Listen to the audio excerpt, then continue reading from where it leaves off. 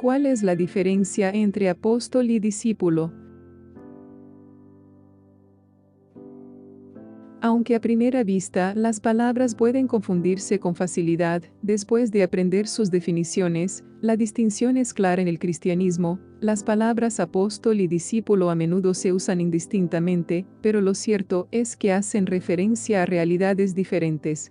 La palabra apóstol deriva del griego aposteio, que significa enviar. Aunque apenas se usa en el Antiguo Testamento, sí se puede encontrar al menos 80 veces en el Nuevo Testamento. Según la Enciclopedia Católica, es probable que Jesús usara originalmente la palabra aramea celia, que describe a quienes eran enviados desde la ciudad madre por los gobernantes en alguna misión al extranjero, especialmente aquellos que estaban encargados de recoger los tributos que se pagaban para el servicio del templo. Un apóstol es alguien que es enviado por Dios para predicar el Evangelio por las naciones. Durante muchos siglos, la palabra se empleó exclusivamente para identificar a los 12 apóstoles que fueron enviados por el mundo por Jesús.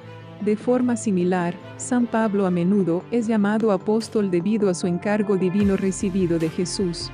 Desde entonces, la palabra se usa a veces para grandes santos que fueron apóstoles, enviados de Dios para una misión específica. Por ejemplo, San Bonifacio es conocido como el apóstol de los germanos, debido a su obra misionera entre dicho pueblo. Aunque no fue encargado directamente por Jesús, sí siguió la inspiración divina para extender el cristianismo. En cambio, la palabra discípulo deriva del latín discipulus, que significa estudiante o pupilo.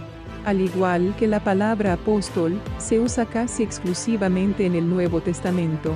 Normalmente designa a los muchos estudiantes que rodeaban a Jesús y aprendían con entusiasmo sus múltiples enseñanzas.